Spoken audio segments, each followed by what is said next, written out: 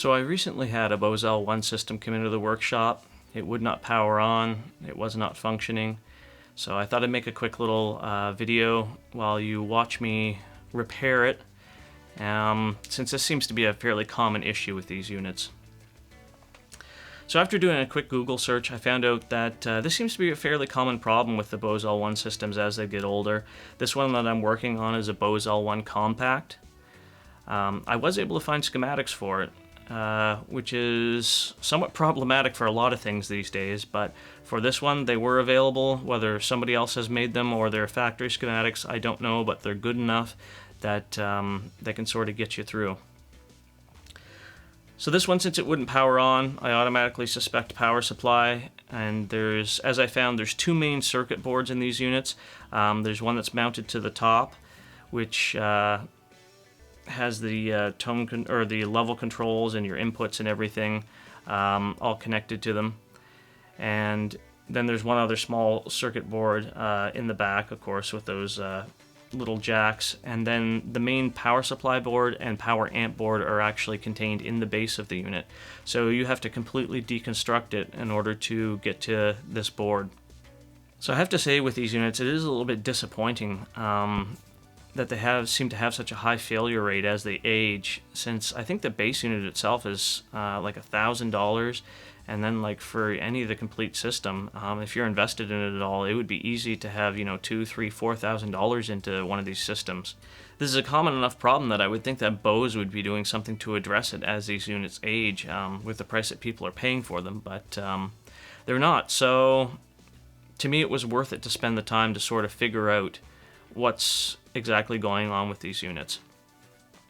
So once I got inside and got looking around, there's one of the power supply chips that's in there had actually burned up, quite literally, and sprayed soot and carbon all over the inside of the board and stuff. So before I even, attempted to power it up or anything, I just replaced those components. Anything that was burned up, there were some resistors, a jumper resistor that was in there, and a couple capacitors that I sort of suspected could be bad. They were cheap enough, so I just replaced them without even really checking them. So after all that, I went and powered the board up, and there was still nothing. So I checked the secondary for the transformer that's in there, and there was no DC output. So I got searching around and the entire circuitry before that, and there's actually a diode that I found that was burned out. And given where it is in the circuit, I think this is actually the component that burned out and caused the initial problem and caused the other components in there to burn up. When this diode burns out, AC voltage gets through and goes to places that it's not supposed to go and causes a lot of problems.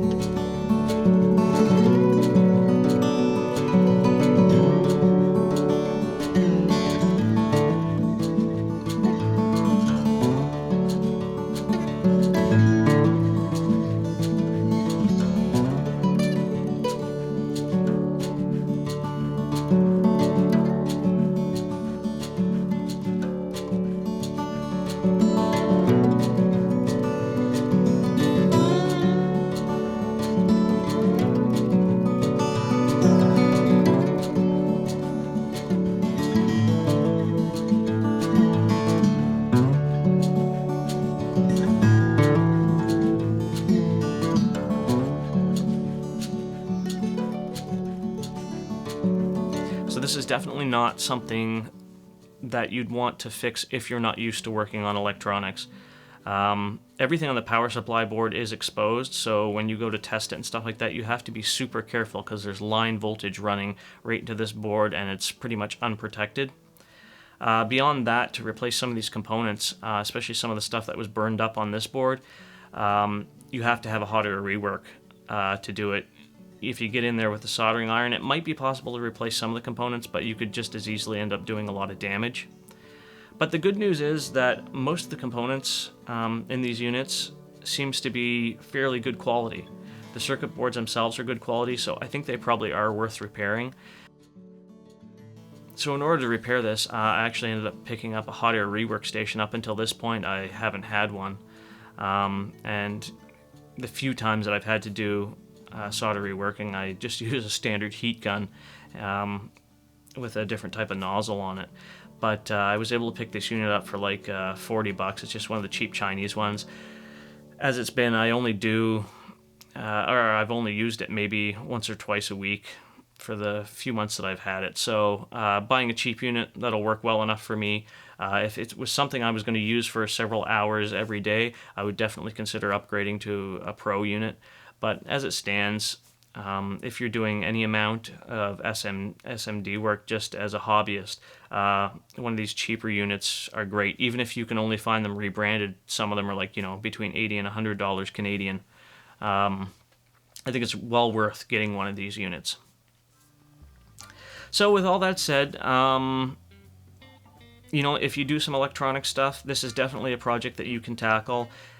These power supplies aren't overly complicated. The first time you get into them to figure out how everything works and where everything is, it can be on the more difficult range, I think, for a do-it-yourselfer. But anybody who's experienced with electronics should be able to handle this job no problem. And if you do have any trouble with this, feel free to send me a message. Maybe there's a couple tips I can give you on looking at these units. So I hope that this was informative for you. It helped you learn something, and it's not completely hopeless when your Bose unit dies. They are repairable, and I think it's worth spending, a few $100s on them to fix them, seeing as how the initial investment for these is pretty high, and they seem to fail in a fairly short period of time for the price that these units are. So I hope you will consider fixing it or looking to get somebody to fix it. And if you have any troubles, please contact me and we'll see what we can do for you. Okay?